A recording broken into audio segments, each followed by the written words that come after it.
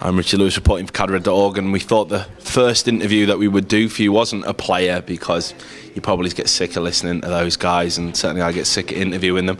We thought we'd do someone actually interesting with something a bit to say. So I've got John Winbar Winkle. I did say I was going to leave your surname out, so let's get the childish giggling out of the way.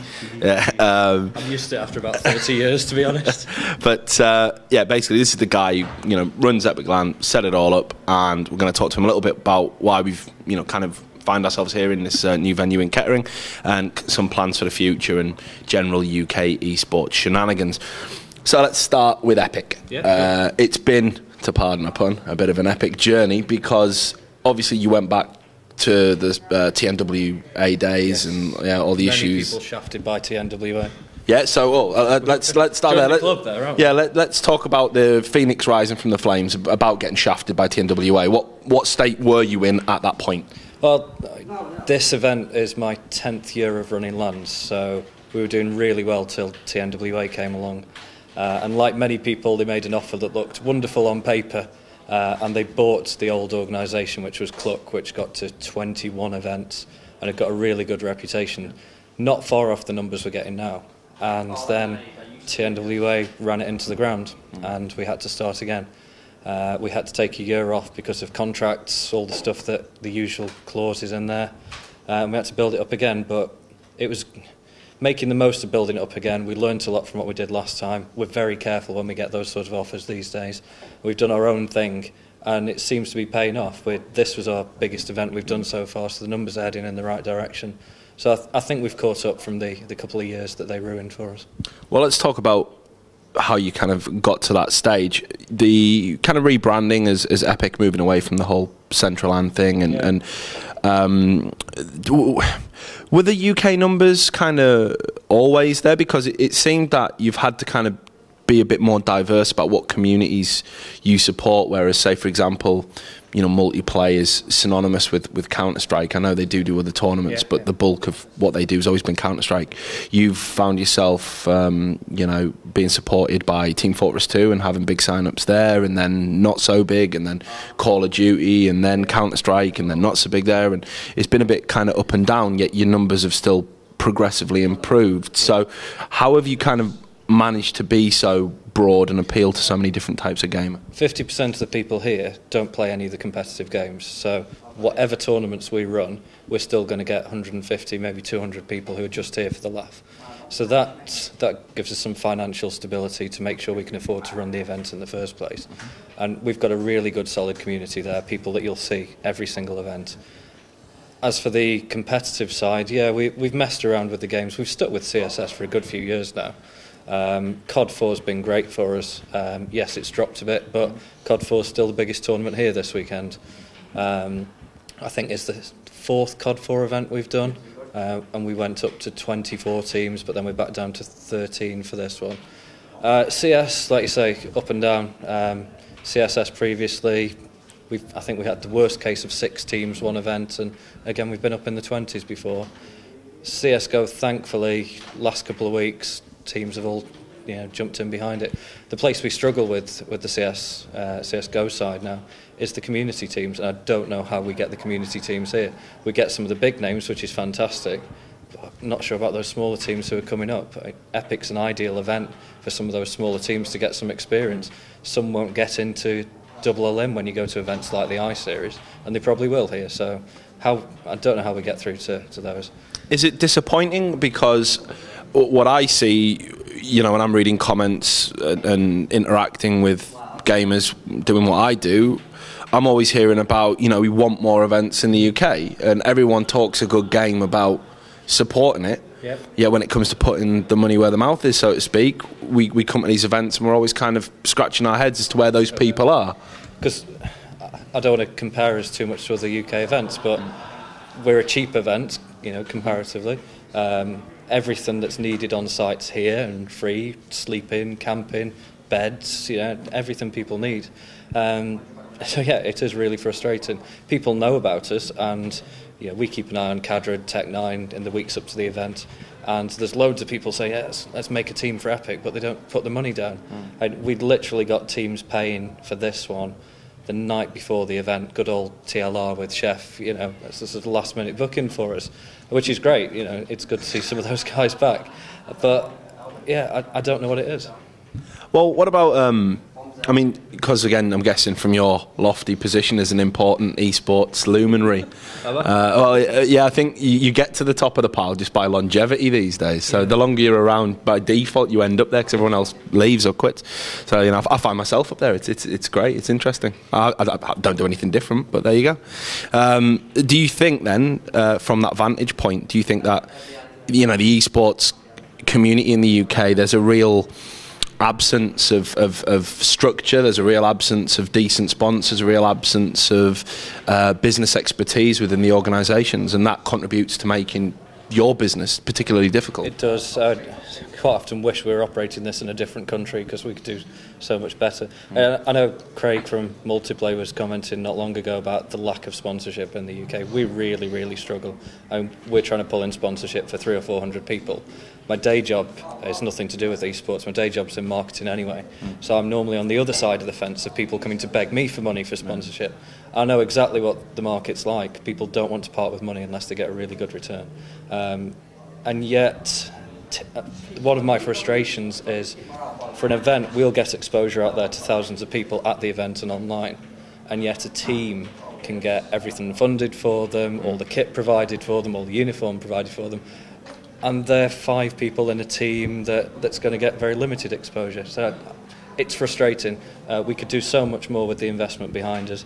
Prize funds, definitely. We're making some progress there. We have had, this is the first event we've had with some financial sponsorship from InWin, Ava Media, AOC. And that's a great step forward for us. From nothing to that, we've been able to get products for so many events in the past. So it's a stepping stone. I think maybe the new venue for us makes it a bit more appealing for that commercial side. Being stuck in a dark room in a race course is perhaps not what sponsors want to be associated with, but nice, smart conference centre, maybe we'll start making some progress. Well, why do you think people look at UK sports and don't think there is a good return there? Because I've often wondered this. I mean, the esports business model is changing, and we're definitely seeing the benefits of that kind of, across the globe, if you like. People are moving towards the streaming model and using that as the kind of mainstay of revenue. People are more social media savvy and things like that. Is the UK kind of just behind as such? Is that why in particular investors will say go with a big organisation abroad but not a UK organisation? I hate to pin everything on economy. That could be one side of it, though. We are suffering in the UK in quite a few industries. Infrastructure is another one. Internet, as everybody's probably talking about, is a big thing for us, but if we haven't got the infrastructure in the UK to get the coverage out there properly, then the sponsors aren't going to get their return on it. I mean, when you go to an event like DreamHack and you've got 40 odd gig coming in as a net connection, and here we can barely scrape together some ADSL lines, then we're always going to suffer. So yeah, probably those two. Economy and infrastructure just isn't there yet in the UK. What do you think you could do to be a more appealing prospect to European teams, to foreign teams to come and attend your event? I mean, is that anything you've ever thought about? Because I know obviously we've got a French Dota 2 team here, but generally it's a UK affair, an Epic LAN. Is that something that you specifically target, or would you like to expand into other areas? We want to expand. The venue move was part of that. UTOX2 is a pain to get to. No decent airports anywhere near, trains once every few hours, and miles drive. So moving somewhere a lot more accessible was part of that. The nearest airport by train, 45 to 50 minutes. We've got a direct train coming up from London. So hopefully there's some foundations there to get the teams over. Transport's going to be one of the first excuses. Getting the TUP area in is going to make life easier as well. And we want to expand that. 20 PCs for us disappears in 24 hours. So if we can expand the top side, we've got the sleeping on site, we've got the transport sorted. All of the excuses that a lot of the EU teams come up with, we've taken away from. Now it's just a case of getting the credit cards out. Okay. Community-wise, I don't know if you've got any kind of preference almost. I mean, it probably is not a savvy thing to say if you do have a preference, actually thinking about it, because that implies that you dislike others. So and they can be very touchy, gaming communities, I've found down the years. But you know, do you have a favourite community? Is there a community that you're particularly wanting to work with? And I'm kind of asking this with a bit of a leaning towards Dota 2, because you seem to be the first tournament organisers that have really reached out to the UK Dota 2 scene. Tried to. So it's been difficult. Dota 2 has been really difficult. The sign-up numbers show that. Yes, we've had the French guys, come over last minute, and we've got a couple of known teams here. I think we took a risk with Dota 2 that hasn't paid off. Maybe we're a little bit too early. We wanted to not move away from FPS. We wanted to add to FPS, because we've done all of our competitive tournaments before have been FPS. So we wanted to do something else. We thought with Dota 2, no one else has picked it up in the UK yet.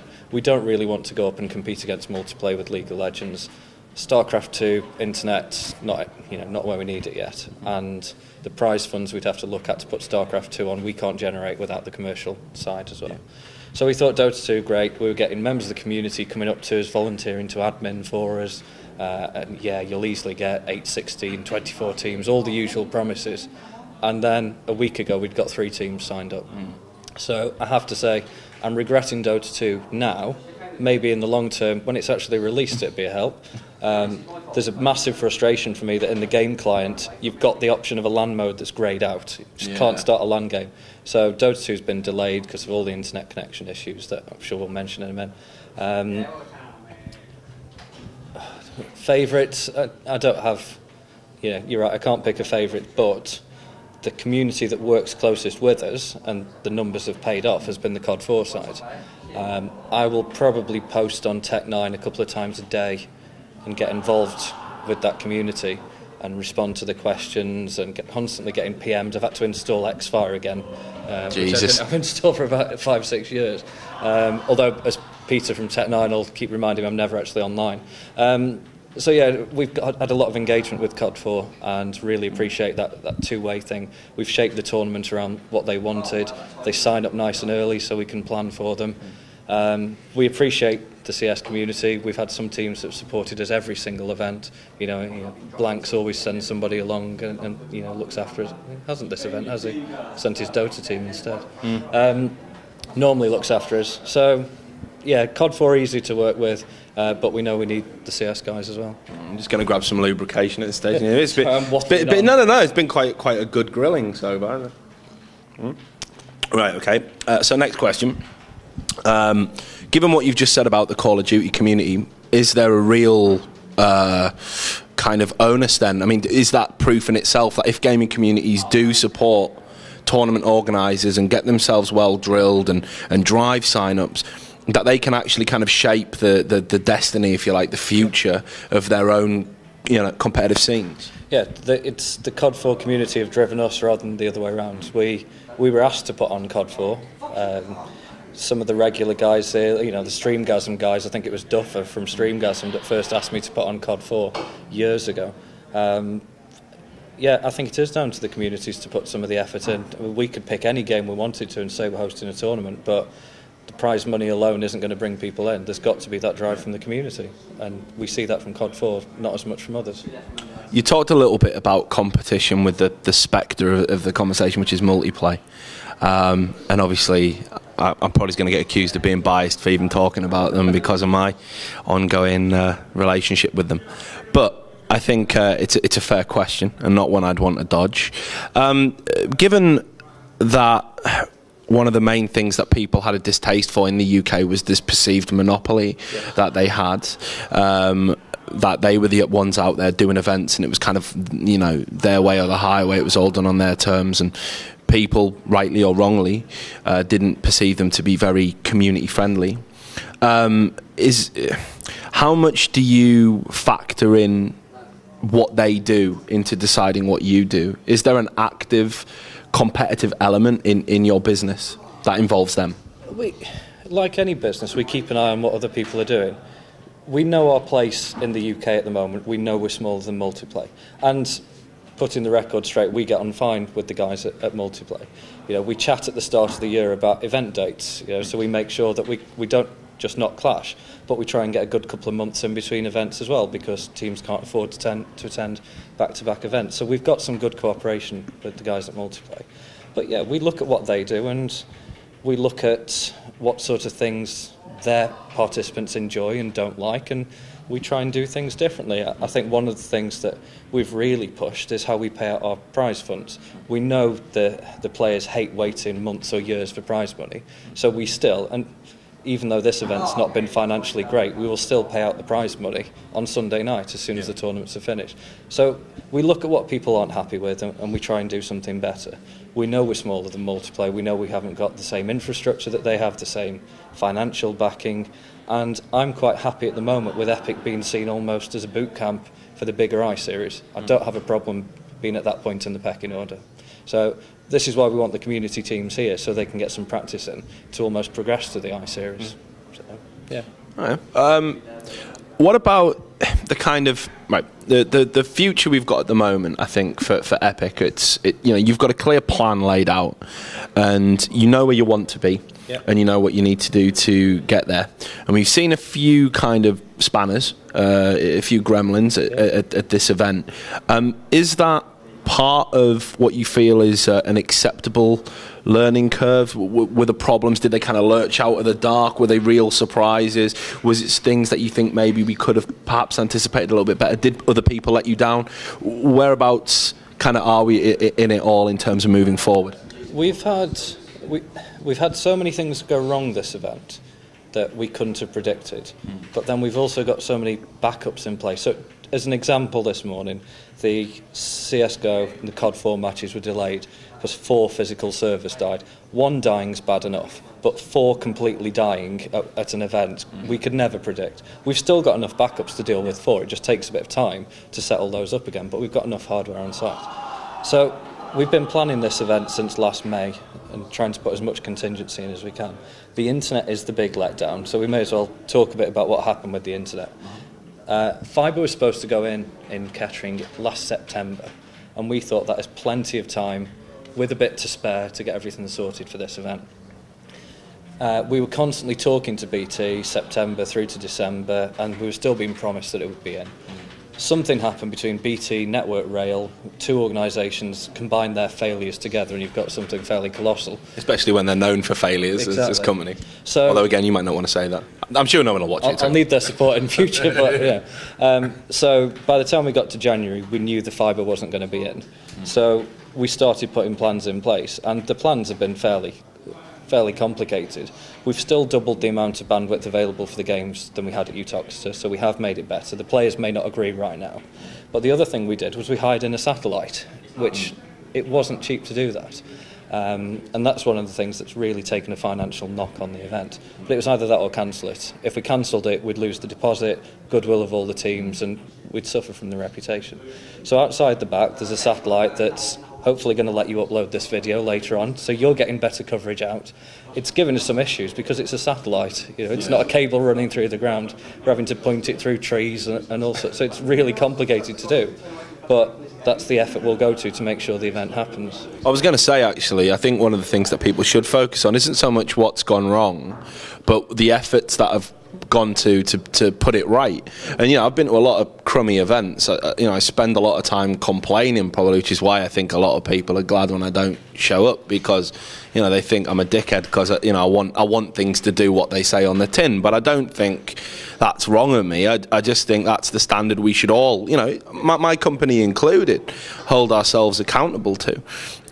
So you guys, as far as I can see, have bent over backwards. And like you say, I know hiring a satellite's not cheap. A really good example, last event you attended with us, you were sat in the back of an office that's normally used to place bets on a race day in sauna temperatures. You guys were dripping with sweat in that room, and you got barely any internet. You couldn't upload a video till you got back home. Now you've got, I'm sure your video tour's shown, we've given you nice air-conditioned area. I made a point to do this and got you the internet in, because if people don't know about the events, they're not going to grow. And also, people need to remember, it's a new venue. That's a fairly big step for us. And it's 2 new games that we haven't supported before. No matter what we test, until we get 300 people here, we can't find all the problems. So the fact that CSGO relays aren't working because they're crashing every time we start them up. We couldn't have predicted that until we got on site. Dota 2 issues, again, we couldn't predict that till we got enough people on the network. We'll go away from this, we'll dissect it all, and we'll learn from next time. And we'll put things in place, put extra backups in place so it doesn't happen again. Maybe other problems again in July, but hopefully we won't repeat the same ones. So, sort of to wrap it up, because I know you're busy. You're probably getting bored of me talking. No, not that. I'm just always worried if you've got your walkie-talkie turned off and there's some catastrophe happening around the corner and I'm taking up. Somebody will deal with it. It's good, but no. The final question I think is ultimately where do we see Epic LAN, say, 18 months from now? I mean, where do you want to be as an organisation, and where do you feel the esports community can play their part in it? When we moved to this venue, we didn't want to move again for the next probably 5 years, if we're still around in 5 years, but that's the plan. It costs us every time we move venues. So we picked this place because we can expand here. We think the capacity here is about 1,200 people ultimately. So that's a fair bit of growth for us. It's not going to happen quickly. I'm not going to make the silly mistakes that people have made in the past and double the capacity for next event. We didn't get it right at 400 this time, so I'm not going to increase beyond 400 next time. Next year, different matter. So we've got the capacity here to grow. The town's got the capacity. Hopefully the network infrastructure is coming in. So I'd like to grow. I'd like to widen the range of tournaments. I don't know what's going to be big in 18 months' time. If you can tell me, then fantastic. But I doubt you know either. Certainly in the UK. I mean, it's to be honest, it's kind of almost. I think Dota 2 is definitely a good thing to be going into, and I think in the UK scene it's going to make you niche because. Obviously, League of Legends is kind of affiliated with other tournaments, but doesn't mean to say we're not looking at League of Legends. No, and it would be nice to see more tournaments. I think where you have both of them alongside each other rather than this kind of exclusivity. But I mean, you're right. There's a lot open in the air. Black Ops 2, for example. I don't know where that's going to be in 18 months, let alone where you're going to be. So. We've certainly not been impressed by the start of Black Ops 2. What it seems to have done is divided the old Call of Duty community three ways. You've got people who've stayed with COD 4, still here, people who've gone to CSGO, people who've gone to Black Ops 2. And some have even gone back to COD 2. You're probably right.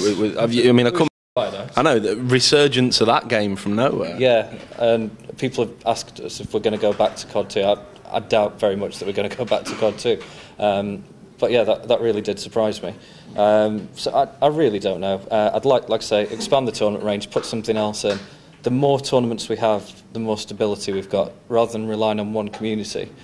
For a period, perhaps 2 years ago, we completely relied on the Counter-Strike community. If they decided not to attend an event, it hurt us quite a lot. So 3 or 4 games, perhaps add something else to the lineup next year. Grow the casual side as well. Like I say, that's supporting the event quite significantly.